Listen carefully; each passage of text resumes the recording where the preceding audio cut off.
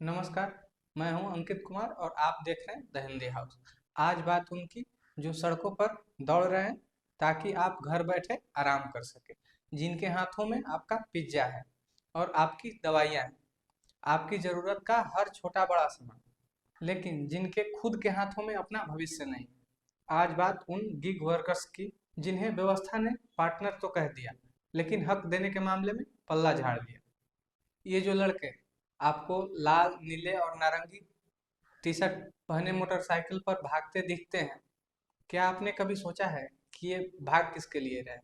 क्या ये अपने तरक्की के लिए भाग रहे हैं या उस एल्गोरिथम के डर से जो 1 सेकंड की देरी होने पर उनकी रेटिंग गिरा देता है और इनके चूल्हे की आग ठंडी कर देता है? दिल्ली की इस कड़कड़ाती ठंड में जब आप और हम घर बैठे रजाई में आराम कर रहे होते हैं, वहीं एक नौजवान लड़का गुरुग्राम की किसी सड़क पर खड़ा होकर अपना फोन देख रहा होता है। वह किसी की गुड मॉर्निंग का मैसेज नहीं देख रहा होता है, वह ये देख रहा होता है कि कहीं हमारी आईडी ब्लॉक तो नहीं कर दी गई। इन कंपनियों ने उन्हें पार्टनर कह दिया।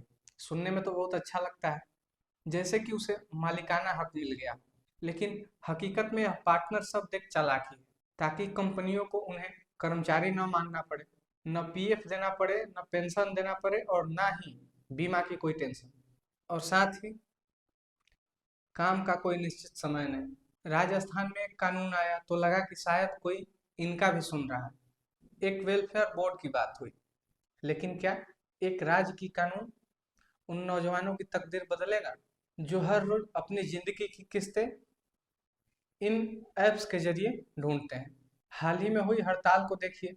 ये हड़ताल सिर्फ पैसों के लिए नहीं थी, ये अपनी गरिमा के लिए थी, अपने हक के लिए था। जब एक कंपनी कहती है कि हम 10 मिनट में सामान पहुंचाएंगे, तो दरअसल वह कंपनी उस डिलीवरी बॉय की जान की कीमत लगा रही होती है।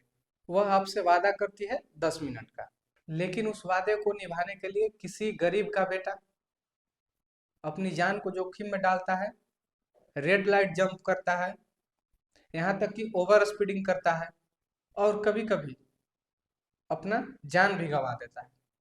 क्या उस ग्रोसरी की कीमत किसी की जान से ज्यादा है?